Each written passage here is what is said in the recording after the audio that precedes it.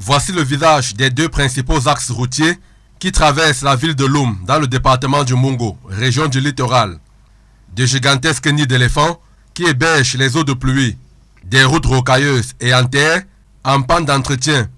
Les usagers, à pied ou en voiture, doivent s'armer de courage pour se mouvoir sur ces deux principales voies. Quand il pleut, personne ne peut circuler sur la voie. Donc, c'est très grave. Et à un moment, le tuyau peut s'exploser et ça peut faire beaucoup de dégâts. Les deux axes pour entrer dans Loum sont vraiment inaccessibles. Je ne sais pas. Le piteux état de ces routes n'est d'ailleurs pas sans conséquences. C'est la merde totale, je ne peux pas vous mentir. Le nombre d'accidents que nous avons ici par jour, c'est énorme. Une femme enceinte ne peut pas emprunter cette route.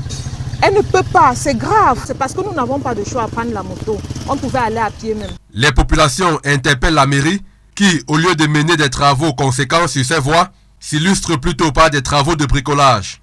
Il faut interpeller la mairie. Regardez ce qu'ils viennent mettre en route là. Ils aggravent même plutôt la situation. Combien d'accidents? Moi-même, je suis déjà tombé ici plusieurs fois avec la moto. À la mairie de Loum, on évoque la non-effectivité de la décentralisation sur le terrain, malgré les beaux discours énoncés à Yaoundé, loin des réalités du terrain. Nous allons revenir au sempiternel problème de décentralisation. C'est pas de notre faute.